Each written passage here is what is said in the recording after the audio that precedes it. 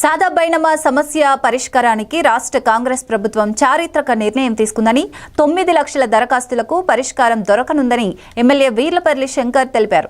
Camp కార్యాలయంలో ఏర్పాటు చేసిన మీడియా సమావేశంలో ఆయన మాట్లాడారు.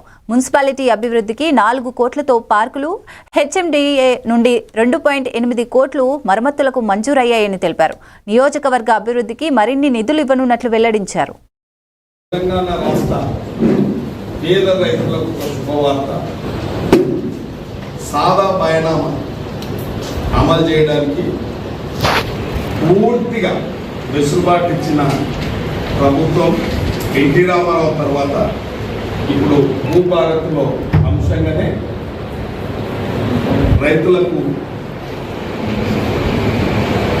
ఏ ఫీజులు లేకుండా సాదా బైనా మీద పేర్ల మీద అమలు చేయడానికి ఒక సాహసోపేతమైన నిర్ణయం.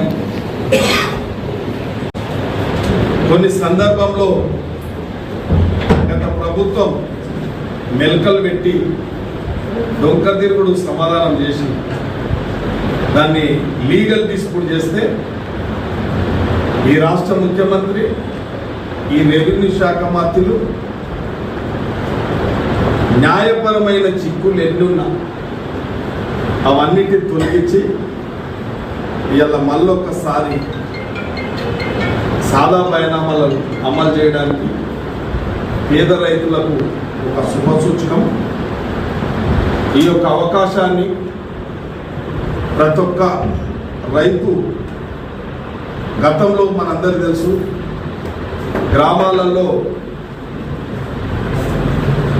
కొందరు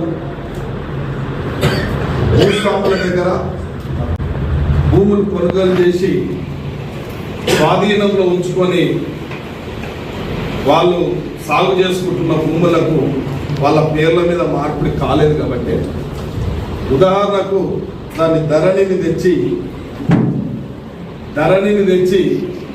ఈ 10 ఏళ్ళు దోసుకోవడం జరిగింది.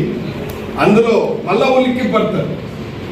టీఆర్ఎస్ నాయకులు అంటే ఉలిక్కి పడతారు.